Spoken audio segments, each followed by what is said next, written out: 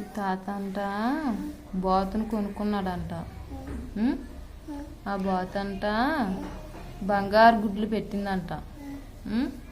ఇంకో చూడు ఎన్ని గుడ్లు పెట్టిందో, బంగారు గుడ్లు పెడితే చక్క వాటితో సంతోషంగా వండుకుంటా బాతు బంగారం గుడ్లు పెడుతుంది కదా, ఈ బాతు కడుపులో ఎన్ని గుడ్లు ఉంటాయో అని పాపం ఆ బాతునేమో మజ్జిగ కోసేసాడంట. కోసేస్తే ఆ బాతు చచ్చిపోయిందంట. అందుకని అతిగా ఆశపడకూడదు, సరేనా? చూడు ఆ బాతులో ఎక్కువ బంగారం ఉంటుందని కోసాడు బాతుని. ఆ తాతకి ఇంకా బాతు లేదు, బాతు పెట్టే బంగారు గుడ్లు కూడా లేవు. ఏమ్మా చచ్చిపోయింది.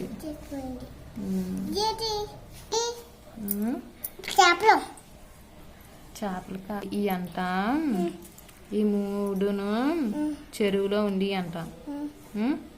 చెరువులోని అలాగా ఆడుకుంటూ ఉండి అంట.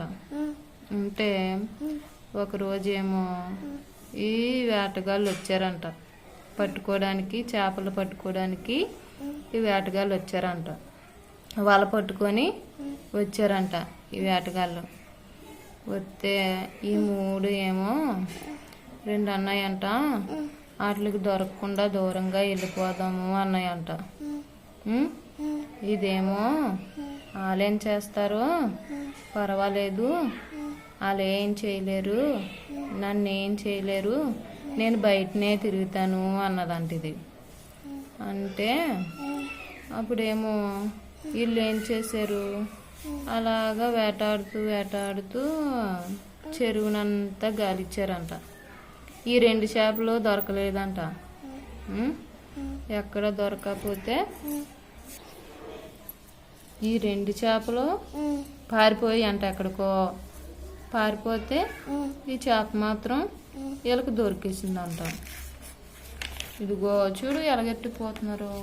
ఇదిగో వాళ్ళని దొరికేసింది, దాన్ని ఒట్టుకెళ్ళిపోతున్నారు.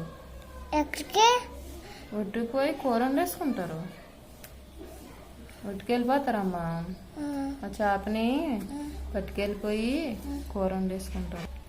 అందుకనే నేనే తెలివైన దాన్ని, నేనే గొప్పదాన్ని, నేను చెప్పినట్టే అందరూ వినాలి అని అనుకోకూడదు ఎప్పుడూను, సరేనా? చూడు అలాగ అనుకోబట్టుకేనా వాళ్ళకి దొరికేసింది చేప. లేకపోతే వాళ్ళలాగా పారిపోయి ఉంటే వీళ్ళకి దొరకదు కదా చేప. చేప అందుకనే ఎప్పుడు అలాగా నాకే తెలివితేటలు ఉన్నాయని విర్ర వేయకూడదు ఎప్పుడూను, సరేనా?